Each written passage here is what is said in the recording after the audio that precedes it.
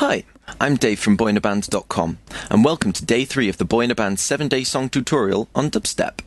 Yesterday, we improved on the dubstep beat from day 1 with some snazzy samples. Today is the all-important addition of the wobble bass.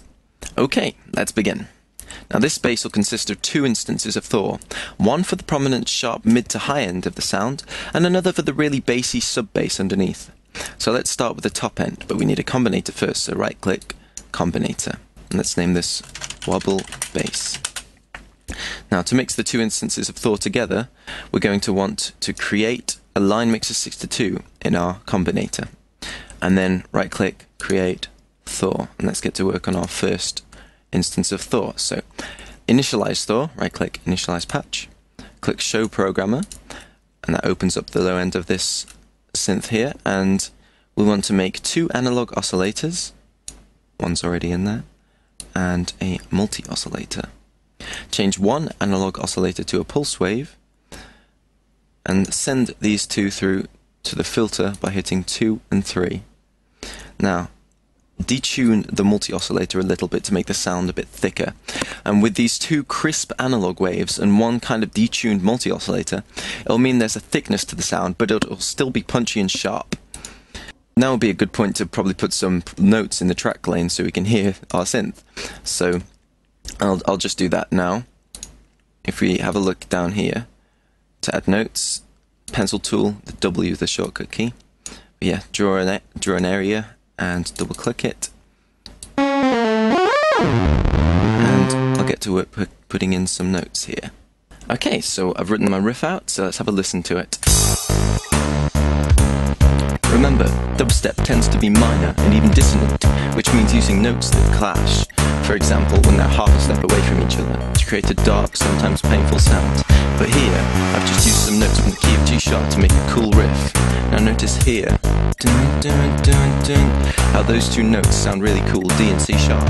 It's because they're a semitone apart, so it just sounds really chromatic and cool. Okay, enough music theory for now. Let's go back to the instance of Thor and let's get this wobbling. Now we've got our notes in there. For the flow pass filter, turn the frequency down to about half. Yeah, and turn the resonance up a bit to about maybe a quarter.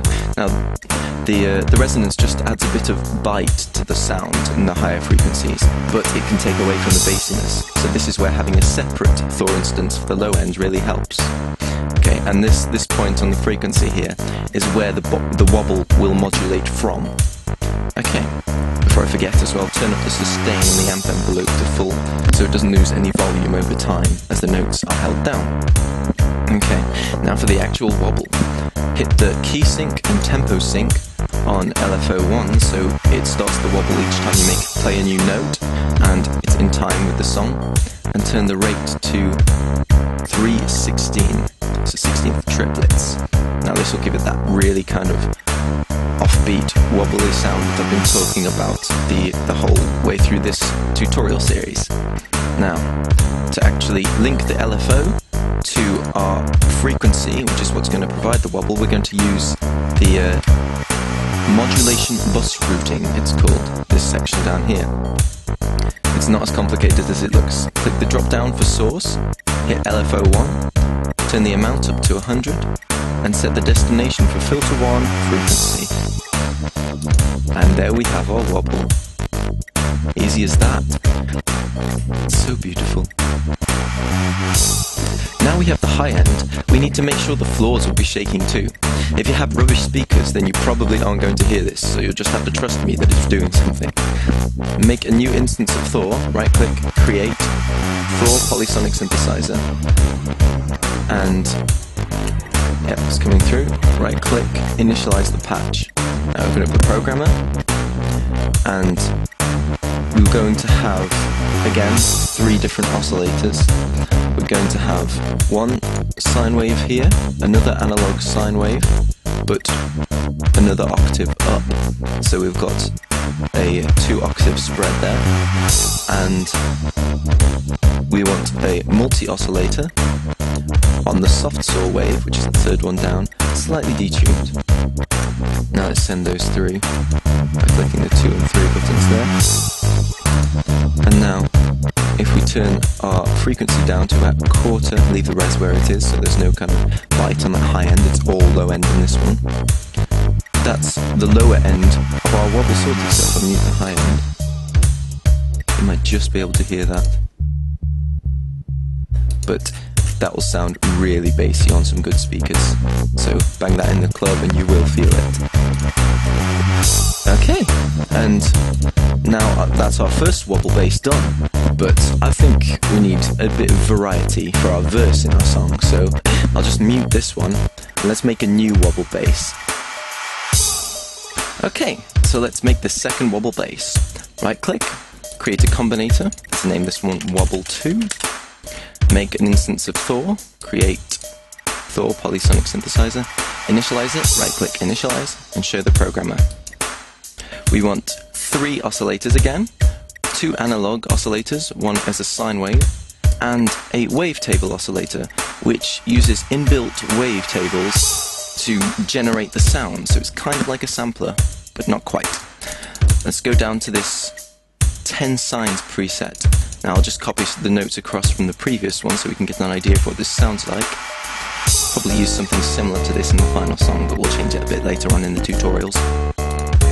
Now, if you listen to it without the wavetable oscillator, it's kind of a bog standard synth, but add it in and you've got this really nice harmonic overtone, which is very cool. The wavetable oscillator is great for that because it has some cool presets in it.